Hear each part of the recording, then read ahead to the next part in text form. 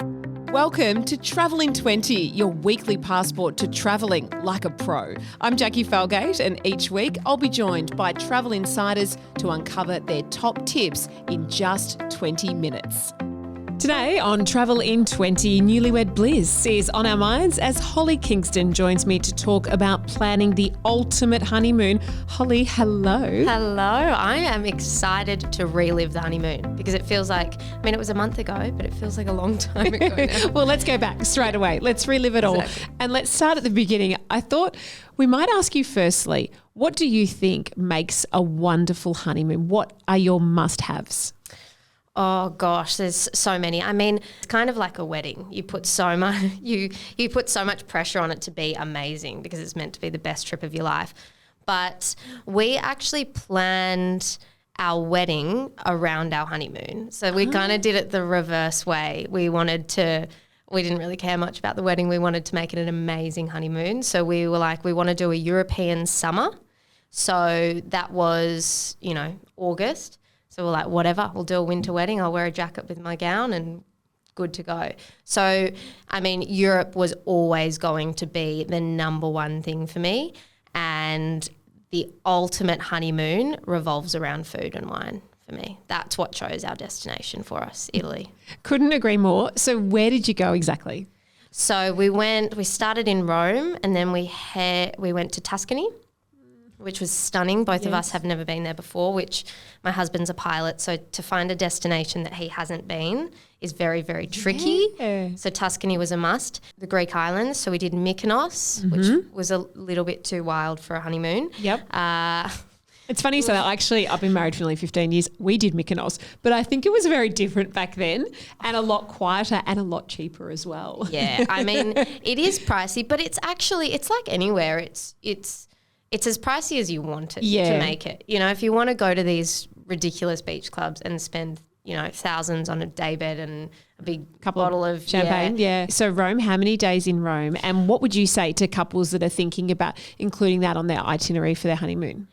I feel like Rome's almost a must, even if you do it for a few days and just really do those experiences. Like there's so much to see there. You kind of just jam pack it. We did the underground tour of the Colosseum, which I would recommend to anyone because it's kind of a more private tour that you get away from all the crowds and just like walk and eat and drink. And so we did that for 2 days and I feel like 2 days in Rome is fab.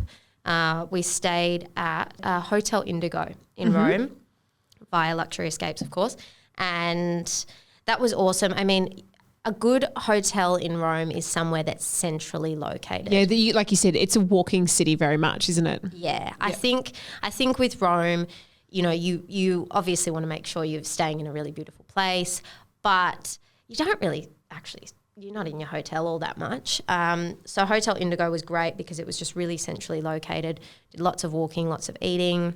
What I think's lovely about your itinerary, just off the top of my head, is you've got a little bit of relaxing time and you've mixed that in with a bit of culture and, as you said, a bit of activity as well. And I think that's a really nice balance. And I also think the start of a honeymoon in particular, you've got so much adrenaline. You're coming off the wedding. We went literally a day after.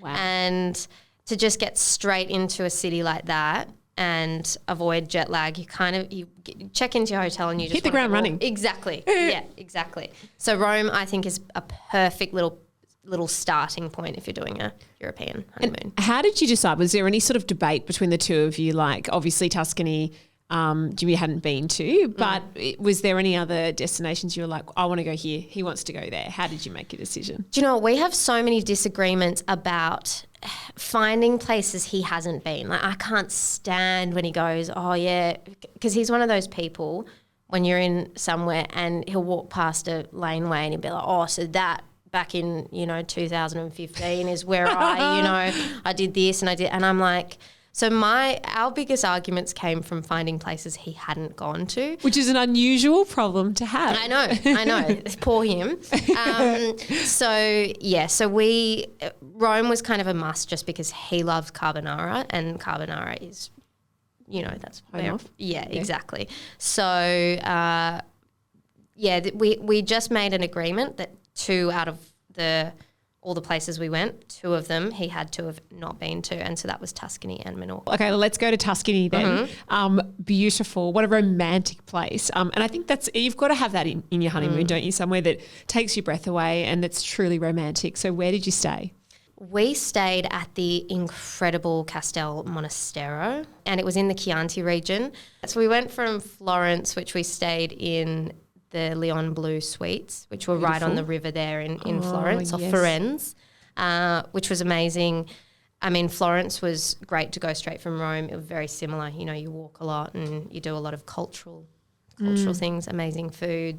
I think I had the best pizza I've ever eaten in my life in Florence. So picked up a car from Florence and went straight to Tuscany, Chianti region, Castel Monastero, beautiful old castle. And we really just spent our day. We didn't have much planned there. If I was to do it again, I'd probably book in like a cooking class or something. Something. Well, that's a really good tip as well. Like the 2 of you can bond over cooking. Exactly. You know, with cooking classes as well, like when you make the pasta from scratch and you leave and you're like, we're going to go back home and we're going to do this for all our friends and family and whatnot, and you never do. But it's still fun to do. I think it's a must do on holiday. Yeah. So we kind of we drove from town to town there. I mean, in Tuscany, there is so many places to visit. You could spend weeks and weeks there and not even scrape the surface.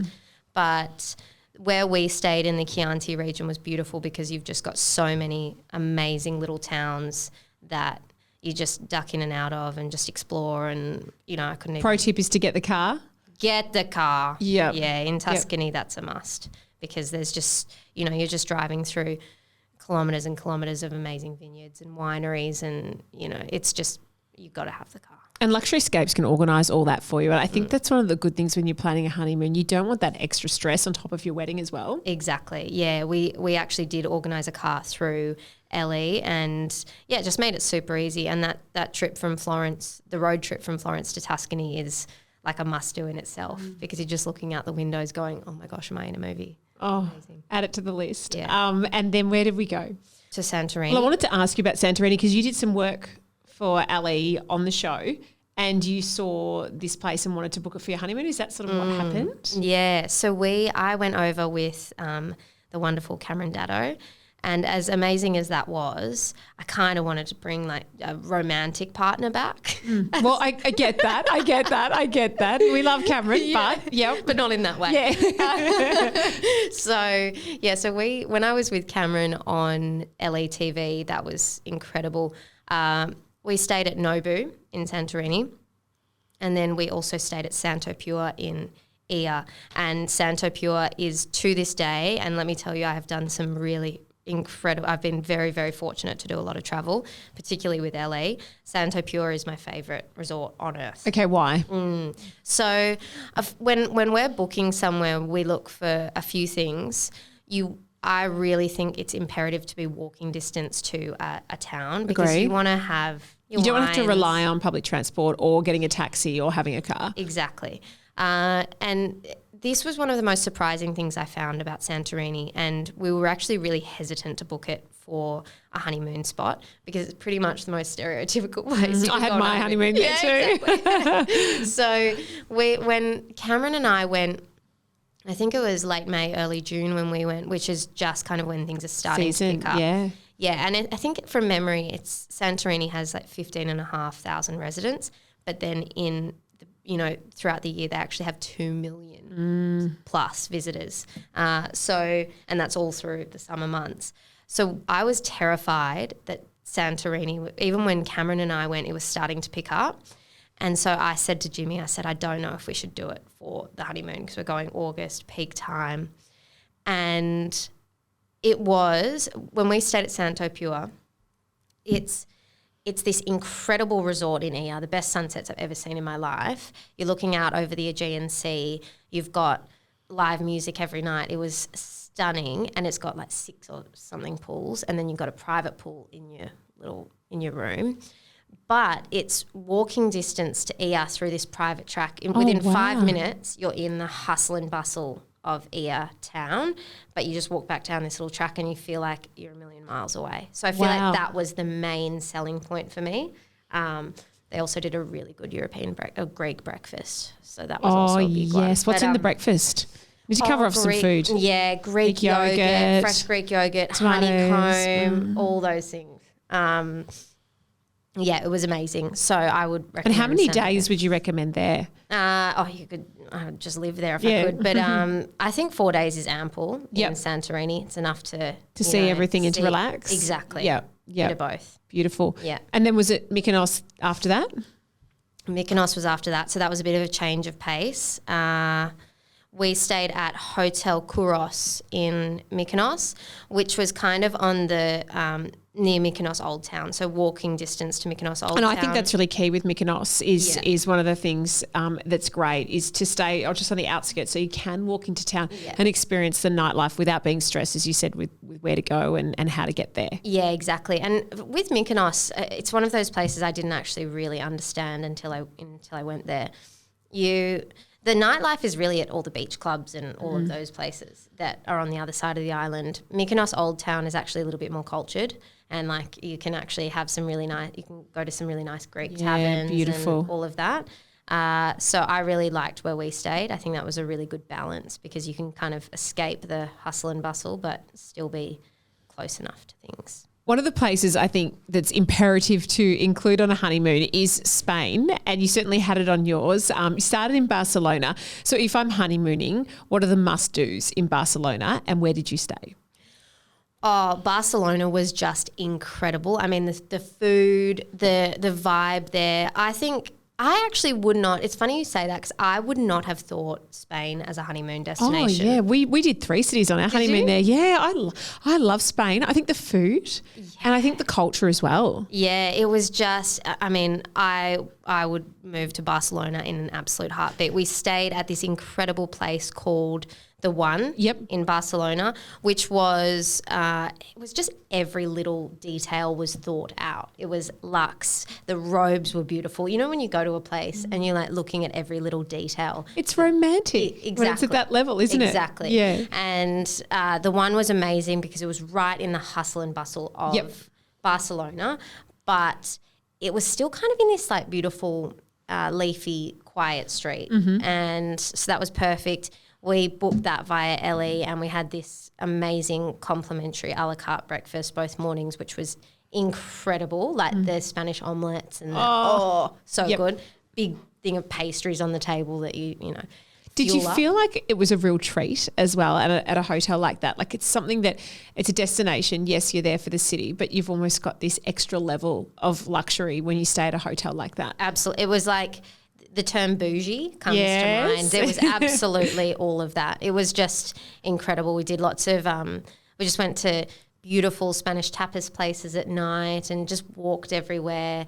I absolutely loved Barcelona. And as part of this podcast series, we spoke to Karnong about his street eat faves, and he's obviously an amazing chef. And he said to me, you know, wherever I go in the world, I do a cooking class. And I think a newly married couple to get down and to start cooking together. Love that. You did that. Yeah, exactly. Well, spoken from a true chef. And we went and did a beautiful paella cooking class in the centre of the city there. This woman had it was in her home, a little courtyard in the middle of the city.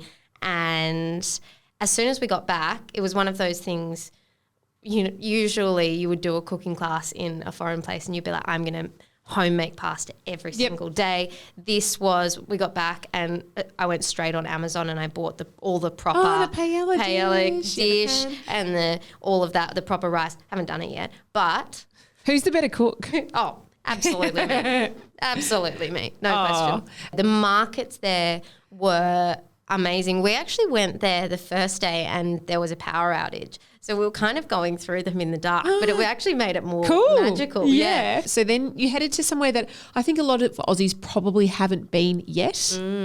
Yeah, so Menorca, we went to Menorca, which is, a lot of people have heard of Majorca. Yeah. Menorca is Majorca's baby brother and it's actually massive. How I found it was I was looking for just that last little place. We hadn't decided on Spain yet.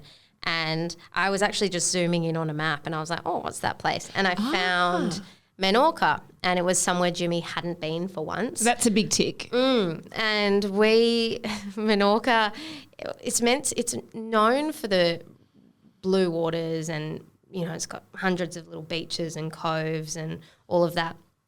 But what made Menorca so damn special, we stayed at a place called Vestige Sonvel, which is, I think it's relatively new. We booked that via Luxury Escapes, and it's like an 18th century manor house, had horses. Wow. Oh, and sign me up. Yeah, exactly. Yep. Oh, yeah, you're a horse lover. Yeah, okay.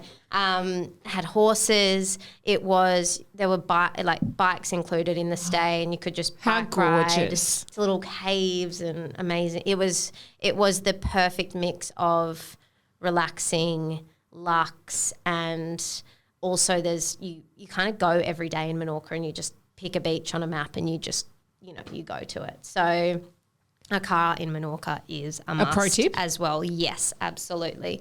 But the funny thing with Menorca, we had this vision. It's kind of, it goes hand in hand with not wanting to put too much pressure on the honeymoon being the greatest, travel of your life and nothing will go wrong. We arrived in Menorca. I think the flight is 45 minutes from Barcelona to Menorca. Yep.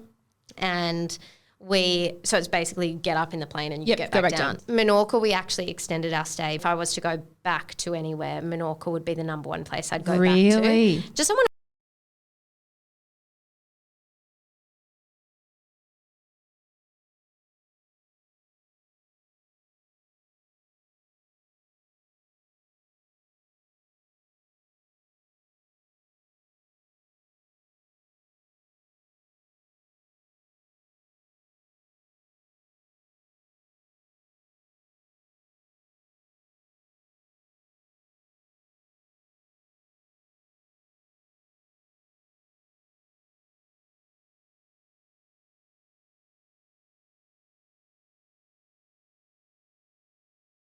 Hi guys, just letting you know it's our honeymoon, because you need to make the most of that free champagne, the free Prosecco on arrival, the Mr. and Mrs., the petals on the bed, just soak it up. Yep. So make sure to do that. Yep, that is a great tip. The free stuff, very important. Second one would be, this sounds kind of like it would be common sense, but not many people do it these days because it's so hard to get all the time off. But I would go straight from wedding to honeymoon. And a lot of, I've got a few friends getting married in a couple of weeks, and they're doing their honeymoon next because it's coming into the Australian summer, so they're waiting for the European summer. And also just trying to find that time to get off work and whatnot. But I think that was the best thing, even if you can just get a few days off after the wedding. Enjoy the wedding bubble. Yeah. And also you don't realise how stressed you are just on top of work, on top of everything, planning a wedding, that you want to make sure that you just really embrace every second. Something to look forward to after the wedding, because if you don't, it's kind of, well, that's the high point of, one of the high points of my life, and then what am I going to do now? I've got to go back to work. Absolutely. Embrace the moment. And then you'll feel extra bummed when you're on the flight back, but that's irrelevant. That's okay. That's a tomorrow problem. And also I think a honeymoon is, as I said before, a honeymoon is very similar to a wedding. There's a lot of pressure on it. There's, you're spending a lot of money and you've got a lot of time off. And also it's just, you just want to make it the greatest holiday of your life. And I think the sooner you get that out of your head, the better, because you've got to go in with an attitude, which is it's travel. What will happen will happen. We had a bloody cyclone we flew through, we had lost luggage, we had cancelled flights, we were stuck in Zurich one night at a Zurich airport hotel. We had all these fights about our lost luggage and all of that. And when I look back on it, I'm like, why didn't we just embrace that moment? Embrace the chaos. Embrace the chaos. Go and get some Swiss fondue and just embrace that, So I think don't put too much pressure on it is a number one thing. And also take that time we did every second day airplane mode. So just, you want to take your nice photos on Instagram and tell all your loved ones that you're on your honeymoon and you're loved up, but take that time to just enjoy it. Airplane mode every second day. Do it. That is such a good idea. And my little pro tip is to book through Luxury Escapes so you can take the hassle out of it and have Absolutely. everything organised for you. Absolutely. And that, well, genuinely, we did six bookings all through Luxury Escapes. And it's all those little it's those little complimentary perks. We had complimentary breakfast in every place we stayed. Yep. Our cars were sorted for us, our transfers, you've got cocktail nights, you've got all these. Luxury Escapes do those things so well. I need to book a second honeymoon. I think I've been married for 14 years. It's time. It's time. Holly, thank you. Thanks, Jacqui. That was awesome. Thanks for listening. Experience more of the world's best holiday destinations with Luxury Escapes, with more inclusions, more value and more expertise. Find and book everything you need, from hotels and resorts to flights, tours, cruises and experiences. Stay up to date with other episodes of Travel in 20 on Spotify, Apple or wherever you get your podcasts. And visit luxuryescapes.com to get more from your next holiday.